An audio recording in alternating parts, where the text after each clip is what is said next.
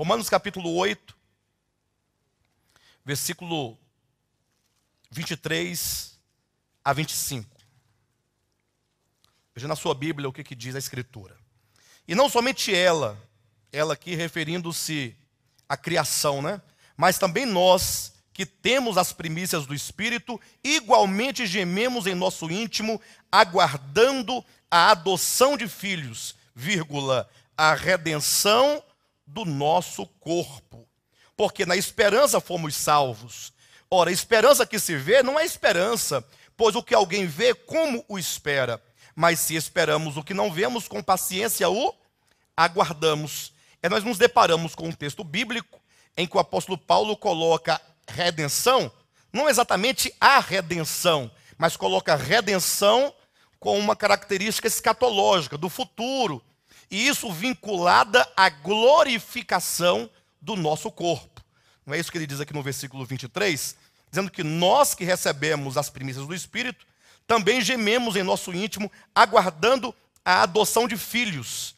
E aí essa expressão, adoção de filhos, que deve ser compreendida como filiação, ou como também está em Romanos capítulo 8, um pouquinho mais na frente, como a manifestação dos filhos de Deus, ou a plena filiação.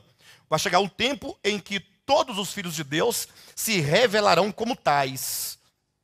E é isso que o apóstolo Paulo então coloca em aposto, aqui chamando a redenção do nosso corpo. Ele diz então que nós fomos salvos nesta esperança. Qual esperança?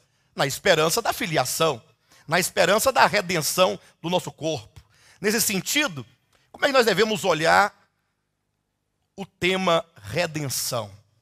Não como meramente a morte de Cristo, no seu aspecto judicial, que nos compra legalmente para podermos ter o direito de voltar ao Pai, mas redenção no sentido de salvação completa do homem. E aí nós temos que começar a tratar um pouco com os nossos conceitos pré-adquiridos, porque, infelizmente, nós estamos sempre caindo naquela mesma armadilha, né? Sempre quando se fala de salvação, de redenção, ou nós vamos pensar que o Senhor morreu na cruz do Calvário para nos dar a possibilidade de nós mesmos nos salvarmos. É aquela ideia de que Jesus morreu na cruz por você, mas você tem que agora fazer as obras necessárias para ser salvo finalmente do lago de fogo para o céu. Não é assim? Já ouviram dizer isso?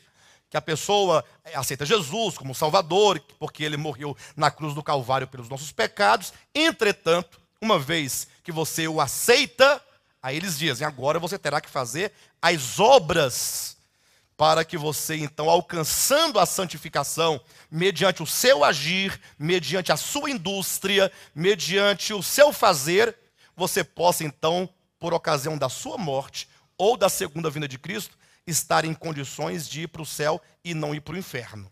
Correndo o risco de, se você morrer numa situação não tanto favorável, você poderá até mesmo ir para o inferno, caso você não alcance o padrão necessário.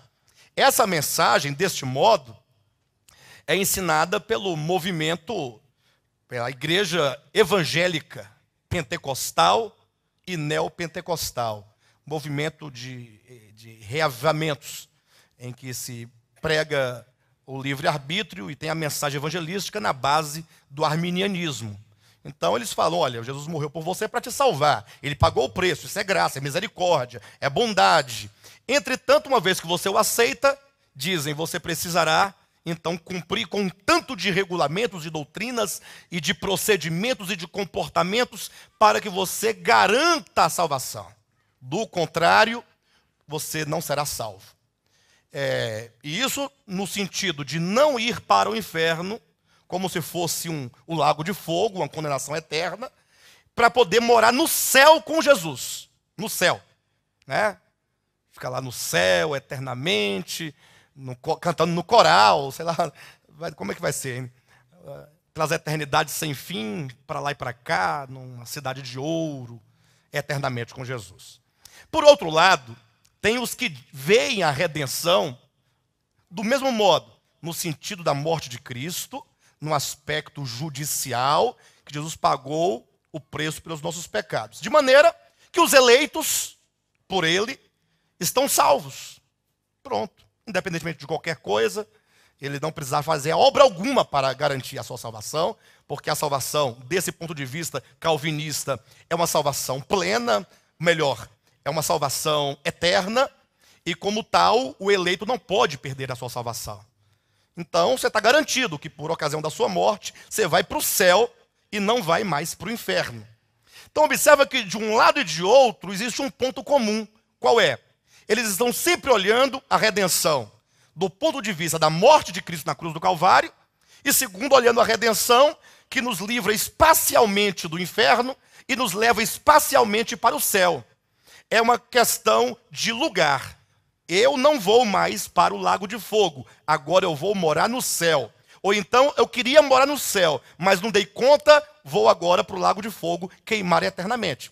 Aí a ideia seria a ideia de recompensa, né? Ou você vai eternamente para o fogaréu, ou você vai eternamente ficar em cima da nuvem, com a coroa na cabeça, uma harpa na mão grande, cantando num coral pelas eternidades sem fim.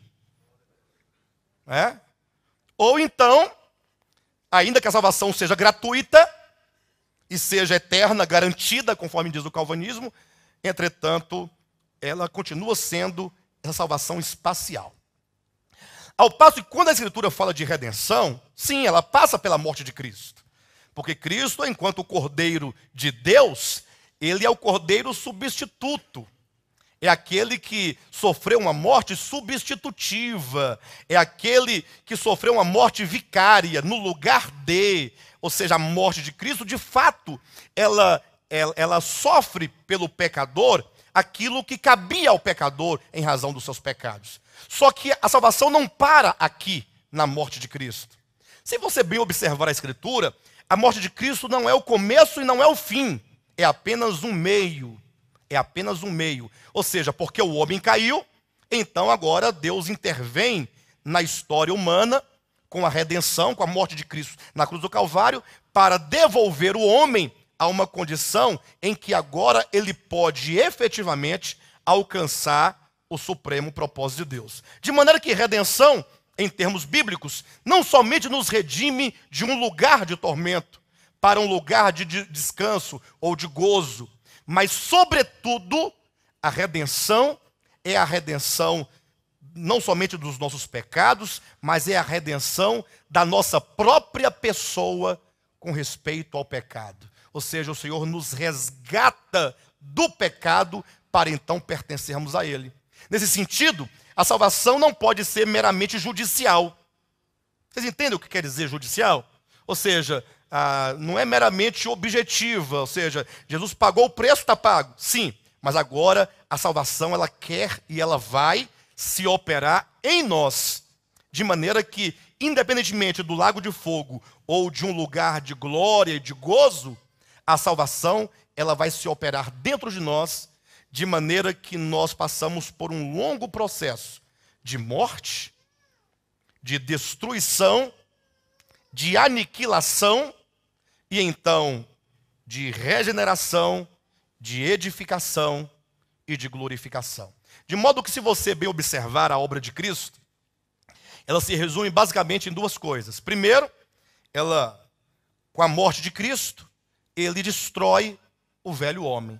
Então, quando você lê a Escritura, você fala, não, Jesus Cristo veio ao mundo, né? O verbo se fez carne, Deus se manifestou. Inclusive, em toda a época de dezembro, o pessoal fala do nascimento de Jesus. Mas quantos podem compreender que a vinda de Cristo ao mundo não foi meramente para demonstrar o amor que Ele tem por nós, não foi meramente para, como dizem alguns, né, nos deixar o exemplo ou nos deixar o modelo. Não, Ele veio realizar uma obra nele, de modo que quando Ele foi à cruz, Ele levava o velho homem à morte.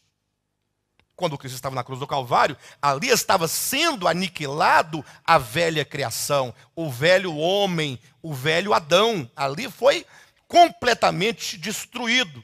E quando ele foi sepultado, o velho homem, portanto, nele, em Cristo, foi sepultado. Quando colocaram a pedra no sepulcro, ali foi selada definitivamente a morte e o aniquilamento do velho homem.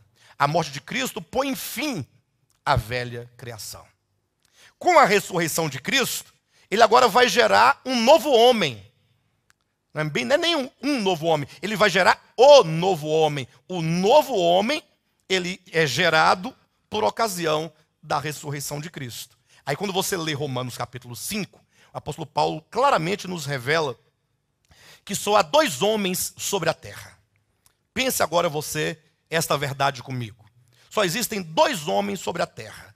Existe o homem, Adão, e existe Jesus Cristo.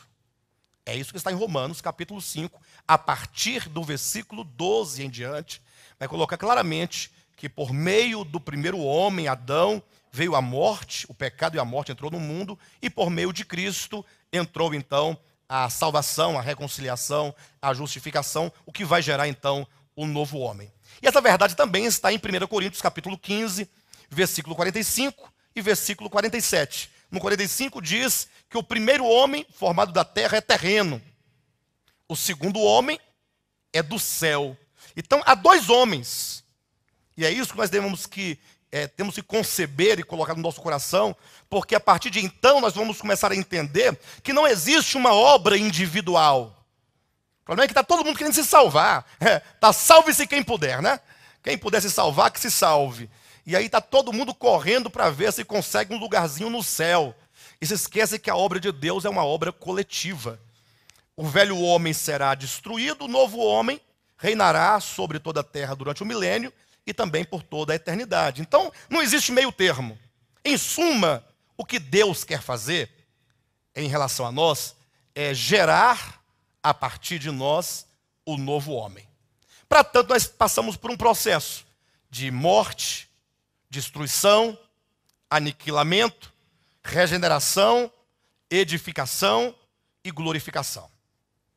Então a salvação plena de Deus, ela passa pelos aspectos judiciais e também passa pelos aspectos orgânicos, de maneira então que você, eu, o nosso coração, a nossa alma, a nossa mente, as nossas vontades, o nosso ser, na verdade, são o alvo da salvação de Deus. Já não é uma questão mais se você não quer ir para o lago de fogo e quer ir para o céu. Não, é uma questão de você entender que você é o alvo da obra de Deus. Você é o alvo da salvação de Deus. De maneira que, mais cedo ou mais tarde, essa salvação ela vai se cumprir em nós. Não tem como não se cumprir. Nós citamos agora há pouco Filipenses capítulo 1, versículo 6, que diz que aquele que começou boa obra em nós há de completá-la. De maneira